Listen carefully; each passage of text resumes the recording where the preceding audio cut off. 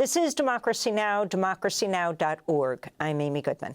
President Biden's formally apologized for government-run Native American boarding schools, which separated Indigenous families and sought to exterminate Indigenous culture. He's the first U.S. president to ever do so.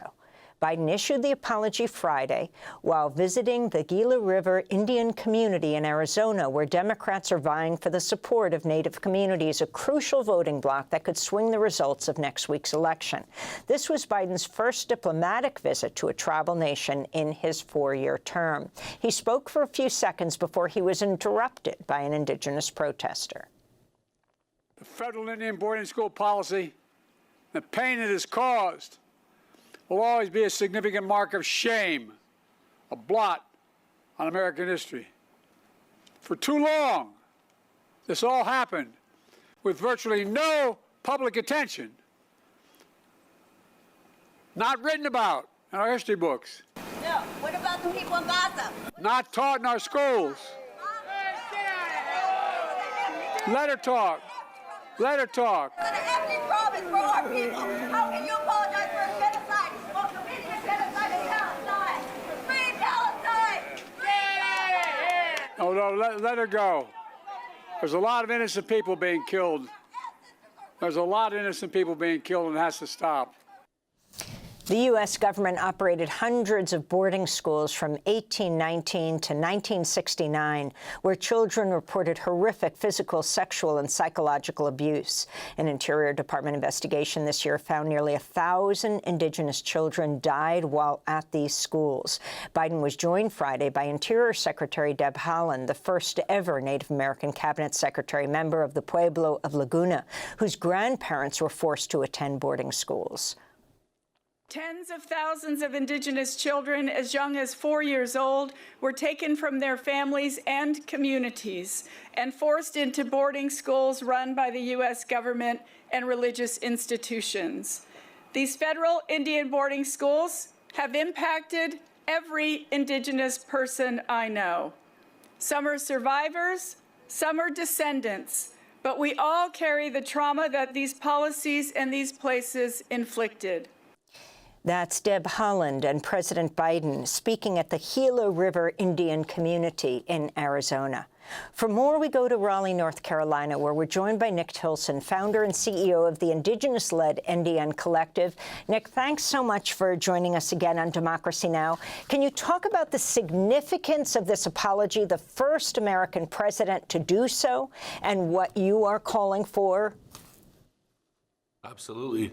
I mean, I think this is one of the most historic moments in the history of this country in its relationship with Indian people. And to be clear, this moment was really created and led by the leadership of Secretary Deb Haaland and her team there at the Department of Interior.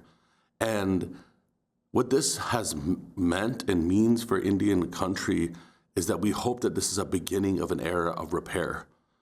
Repair between the United States government and the Indigenous people and the first people of this land. And as monumental as this apology is, we have to embrace the complexity of this moment. We have to embrace the complexity of this moment and lean towards action too, because it can't be an apology that's on empty words.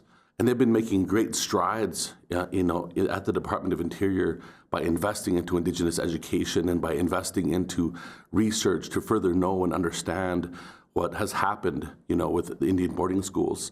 But we need more of that. And so some of the things that we're calling on is just a few things that President Biden can do before he leaves office to follow up on this.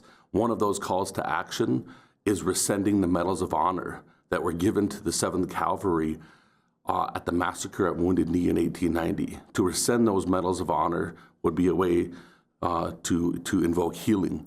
The other thing that we're calling upon is, America's longest living Indigenous political prisoner in American history is a boarding school survivor, and his name is Leonard Peltier. And so we're calling upon President Biden for executive clemency for Leonard Peltier. We also want to see this administration and actually future administrations invest into unprecedented levels of investing into Indigenous language, culture, and education, because it was the education that was weaponized and used as a mechanism to assimilate our people. And as a result of that, so many Indigenous languages were lost. And so now we're calling upon Biden to invest into unprecedented levels of Indigenous education and languages. And then lastly, what we want to see Congress do is we want to see Congress pass the U.S. Truth and Healing Commission bill, because that bill would make sure that the truth and healing work that is currently underway can be supported for the long haul, far into the future, because it's not one apology that can fix this. This is hopefully the beginning of a new era of repair and healing between Indigenous people and the United States government. So, on the issue of Leonard Peltier, there is also another incredible connection, because Leonard Peltier was a survivor of the residential boarding schools, wasn't he, Nick? Absolutely. You know, he was in the boarding schools, and he was in Assistant Wahpeton boarding school, in North Dakota? South Dakota. And so he was in that boarding school taken from his home. And what a lot of people don't realize is that Leonard Peltier and many people who became leaders in the American Indian movement were survivors of boarding school. They came out of that era, and then they resisted. And so Leonard Peltier is part of that resistance. And so it's an incredibly reflective thing to think about, that America's longest living Indigenous political prisoner, who's incarcerated right now at the age of 80 years old in maximum security prison, is actually a boarding school survivor. And so that's why, imprisoned in Florida. I remember asking President Clinton on Election Day 2000 if he would consider granting clemency for Leonard Peltier, which he said he was weighing at the time. That was almost a quarter of a century ago. Yeah, that was almost, and here we are now, and so we're continuing to push. We'd like to see, executive clemency for Leonard Peltier. And I think that one of the ways that this can happen is that Biden can give executive clemency to Leonard Peltier by humanizing him and recognizing Leonard Peltier is a survivor of boarding schools. And he just apologized for the impact of boarding schools. And the freedom that Leonard Peltier was fighting for was to break free of those things that happened by the impact of boarding schools on Native communities and Indigenous communities. And so this is a profound opportunity. And it's a way for President Biden to take action, in a huge issue that would impact throughout Indian country. Nick, before we go, I want to ask you about the Native American vote in this country. The apology was made in Arizona. You have a very close race in Montana between Tim Sheehy and Senator Tester. The role of the Native American vote, not only there, but in this country. Well, the Native American vote has the ability to swing this election in key swing states. And so Native American vote does matter and has the ability to impact this election. What we want to see is more action. If the Democrats want the vote of Indian people, we want them to stand with us, not only on issues like the apology around boarding schools, but we also want them to stand with us in the solidarity that we have calling for a ceasefire in Palestine. And both of those things are true to us, and they don't automatically get our vote. The Democrats don't automatically get the vote of Native people. They must stand with us. And we stand in deep solidarity with the Palestinian people for freedom, for justice, and for liberation, and we call for a ceasefire. And so what we want is the progressives to stand with the Indian people, and that's how you earn an Indian vote. Finally, Nick Tilsen, what would you demand of a President Trump if he is elected president and President Harris? Both of them. One, this apology that was made on behalf of the United States government.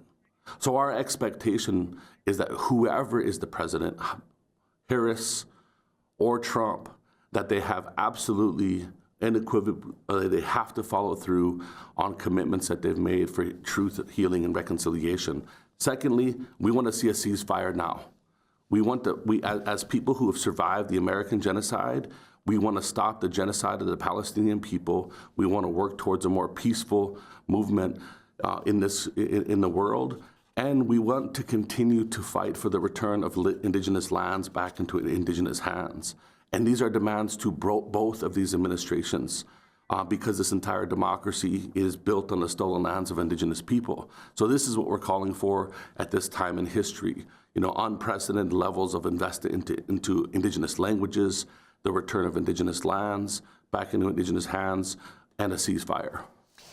Nick Tilsen, I want to thank you so much for being with us, founder and CEO of the Indigenous-led NDN Collective, a member of the Oglala Lakota Nation.